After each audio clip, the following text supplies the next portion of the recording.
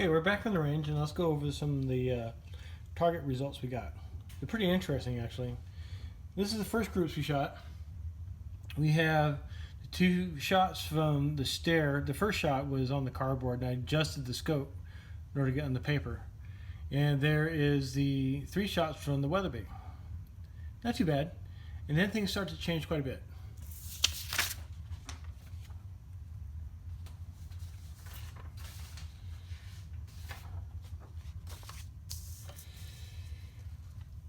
The stair kept it pretty tight with the 180s, and the Weatherby opened up just a little bit.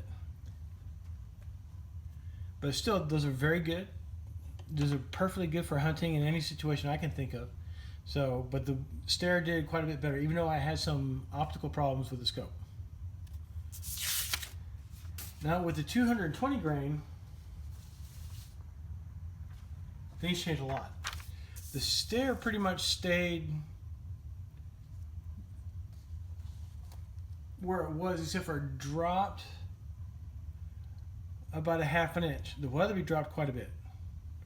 And so what I did was I took a sheet of paper and I traced out the group for each rifle.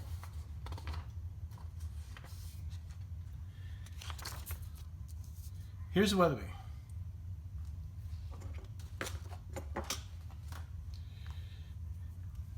Here's a 368s, 1, 2, and 3. Here's the 3 180s here, here, and here. But look at the 220s. This is the one I pulled, but the 220s grew pretty good, but look how much further down they dropped. Let's look at the stair.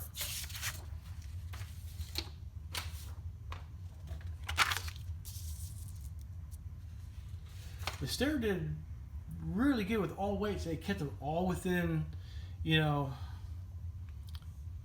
a tight group for all three loads. Here's the first two 168s,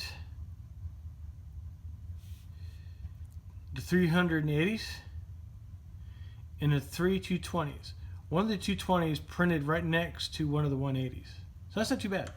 So now we know that the stair does really well, and so does Weatherby, but the Weatherby seems to have a bit of an issue with the different weights. And I think it's because of the free-floated barrel and the thinness of the barrel. Now the stair is fully supported all the way down the stock to the front, so I think that's what kept everything really tight right here. I try to keep the barrels as cool as possible, even though I was kind of under time constraint. The barrels never got so hot to where I couldn't touch them, but that's where we ended up. Let's look at some of the brass and some of the things that happened out in the field. On a box of Remington brass that was given to me, they said it was once fired. Looks like they loaded it several times. Anyway, it was free. But here is a classic case of head separation. Luckily it didn't come completely off, but this is what it looks like. If we take the brass and we turn it here, you can see where it was stressed and cracked. We also got a split on the neck, which is right there. So these things happen.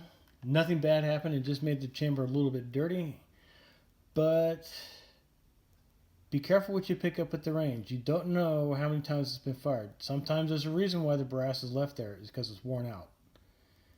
And so that entire box of brass that was given to me is going to be squished and thrown out. Here's the new unfired brass. It looks really good. We had no loss of any case, no weird pressure signs of any kind. So as we travel down one of the pieces of brass, we can see that it's nicely fire formed and it's ready to be full length resized, trimmed, and loaded again. Basically what we're going to do is we're going to resize this brass, and we're going to go back out with a new load, and we're going to try some new powders too.